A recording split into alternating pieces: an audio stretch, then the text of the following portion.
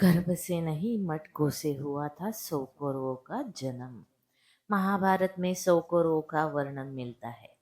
इन सभी की माता गांधारी और पिता धृतराष्ट्र थे। महाभारत के अनुसार कौरव अधर्म और गलत नीतियों के पक्षधर थे। इसी के चलते पांडवों और कौरवों में राज्य को लेकर विवाद हुआ था और अंत में महाभारत युद्ध हुआ है, जिसमें पांडवों को विजय मिलती है। पौराणिक कथाओं के अनुसार कौरवों का जन्म महर्षि व्यास द्वारा दिए गए आशीर्वाद के चलते हुआ था। कौरवों के जन्म से जुड़ी पौराणिक कथा आज हम बताते हैं। कौरव और धृतराष्ट्र गांधारी कौरव धृतराष्ट्र और गांधारी के पुत्र थे और उनके एक पुत्र भी था जिसका नाम पुत्री भी थी जिसका नाम दुश्शला था। वही सबसे ज्येष्ठ कौरव का नाम दुर्योधन था, जो महाभारत के सबसे अहम पात्रों में से एक है। कौरवों ने महाभारत में पांडवों की सेना से युद्ध किया था और पराजित भी हो गए थे। हालांकि कहा यह भी जाता है कि धृतराष्ट्र के अपने दासी के साथ संबंध की वजह से एक और पुत्र भी हुआ था जिसका नाम था युयुत्सु। प्रचलित कथाओं के अनुसार एक बार गांधारी की सेवा से खुश होकर ऋषि व्यास ने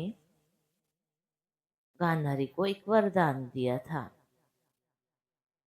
ऋषि व्यास ने ही गांधारी को 100 पुत्रों की मां होने का आशीर्वाद दिया था।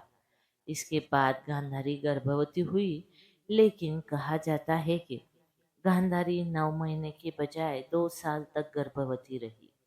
इसके बाद उन्होंने एक मांस के टुकड़े को जन्म दिया, यानी कि गांधारी को एक भी संतान नहीं हुई। इसके बाद खुद ऋषि व्यास ने इन मांस के टुकड़ों को 101 हिस्से में विभाजित किया और अलग अलग घड़ों में रखवा दिया। 101 घड़ों में रखे गए मांस के टुकड़े से बच्चों का विकास हुआ और धीरे धीरे सभी उन घड़ों में से बच्चे निकले।